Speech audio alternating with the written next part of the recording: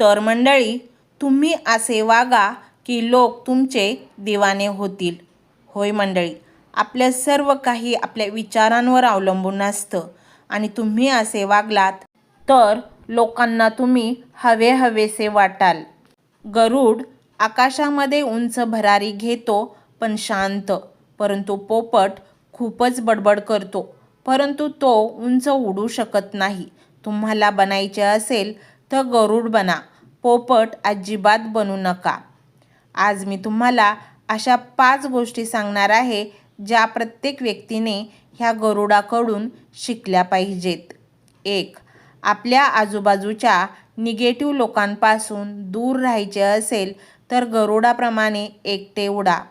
गरुड चिमणी कावळ्यांबरोबर कधीच उडत नाही. त्याचप्रमाणे तुम्हीही वाईट आणि निगेटिव्ह लोकांपासून दूर राहा. आपल्या आजूबाजूच्या निगेटिव्ह विचारांच्या लोकांसोबत कधीच राहू नका, कारण त्यांच्याबरोबर तुमची गणना केली जाईल आणि हीच ती संधी असते स्वतःला जाणून घेण्याची. आणि म्हणूनच एकटेच राहा किंवा आपल्या लेवलच्या लोकांसोबत राहा. गरुडाची दृष्टी खूप तीक्ष्ण आणि खूप बारीक असते, अचूक असते.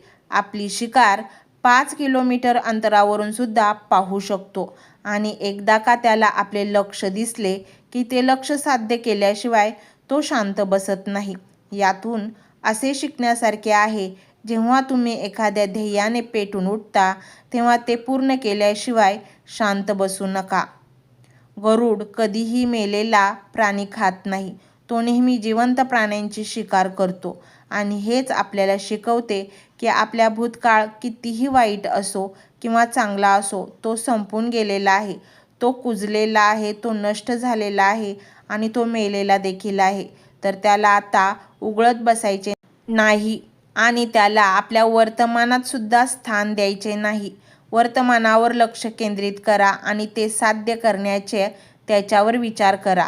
कारण एकदा का तुमचा भूतकाळ तुमच्या वर्तमान काळात आला तर मग भूतकाळ तुम्हाला कधीही वर्तमानात राहू देणार नाही. तुमच्या भूतकाळात तुमच्यासोबत किती वाईट घडले असेल, पण ते घडून गेलेले आहे, त्यामुळे ते जास्त महत्त्वाचे नाही. ते सर्व विचार, आठवणी मृत झालेल्या आहेत.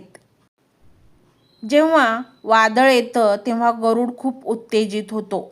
पाऊस पडला की सगळे पक्षी लपून बसतात, परंतु गरुड या सर्व गोष्टींचा आनंद घेतो.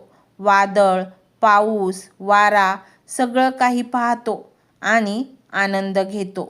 वाऱ्याच्या मदतीने तो ढगांच्या वरही जातो.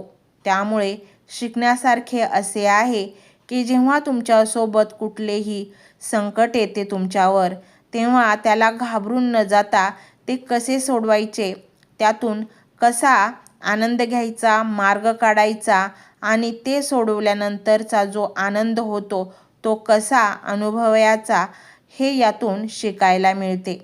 यातून असे पाहायला मिळते की संकटे आपल्याला खाली खेचण्यासाठी नाही, तर संकटे आपल्याला उंचावर घेऊन जाण्यासाठीच येत असतात. फक्त ती गरुडाप्रमाणे ओळखता आली पाहिजेत. गरुड नेहमी त्याच्या घरट्यातून मऊ गवत काढून टाकतो, जेणेकरून गरुडाची पिल्लं त्यात आरामात राहू नये.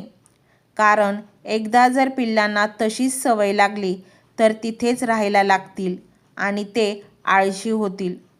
तर गरुड हा पक्षी असून देखील त्याला हे माहीत आहे की कम्फर्ट झोनमध्ये कधीच ग्रोथ होत नाही, वाढ होत नाही. पण आपण माणूस आहोत आणि माणूस असूनही अनेक लोकांना हे समजत नाही की तुम्ही जितके कम्फर्ट झोनमध्ये राहाल तितकेच तुमचे आयुष्य भविष्यात अधिक अवघड होईल. तर मंडळी, हे विचार, हा व्हिडिओ तुम्हाला कसा वाटला हे कमेंटमध्ये नक्की सांगा. तुमची एक कमेंट आम्हाला नवनवीन व्हिडिओ बनवण्याची प्रेरणा देते. चॅनलवर नवीन असाल तर सबस्क्राईब करूनच जा. बेल आयकॉनचे बटन देखील ऑल करा, त्यामुळे माझे नवीन व्हिडिओ लवकरात लवकर तुमच्यापर्यंत पोहोचतील. श्री स्वामी समर्थ.